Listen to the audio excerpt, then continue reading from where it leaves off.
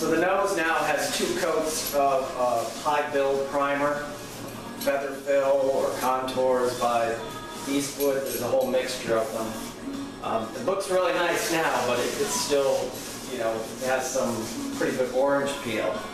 So what I do, you can use a guide coat, just an inexpensive primer, and put a real light coat on it. Or I also have this dry coat guide material, which just goes on with a little sponge, and it's dry, so you don't have to worry about waiting for it to dry before you can sand, or, you know, the overspray or the odor in your garage. And on a day like this, where it's 38 degrees and raining outside, it's not a real nice day to have the garage open, so this stuff really comes in handy. So what you'll see is I'm going to run the sander, and it will show where it still needs to be sanded back. Jasmine, come here. Come here. Hey, bring me that.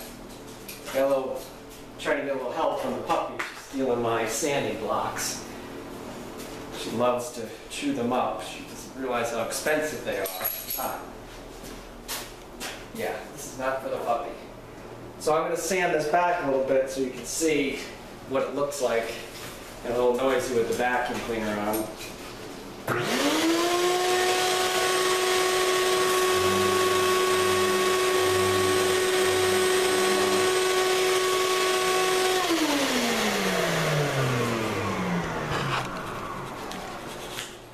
So you see here, at first touch, you can see all the, you know, the high areas starting to get sanded away, leaving the low areas. And this feels almost perfectly smooth to the touch, but as you can see, there's still sanding to go. So you're going to sand this until it's all back to the light gray, where all that darker is gone, and that tells you it's nice and even.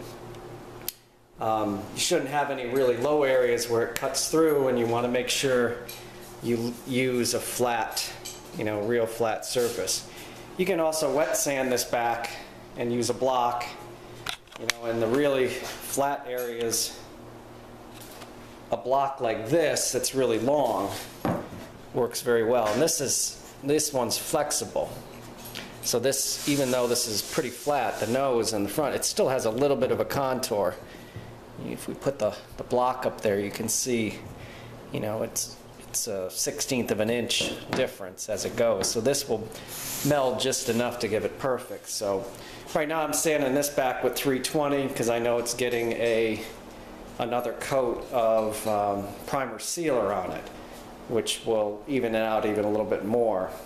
So it doesn't have to go to the final 400 or 600 at this point. This stuff's pretty, it sands pretty nicely, but it's still not a perfectly easy sand. So I'm going to keep sanding. Just keep in mind areas like this in the, you know, the headlights, that you're going to need to do by hand. Be careful, all the edges are going to cut away really fast, and you just want to lightly touch them.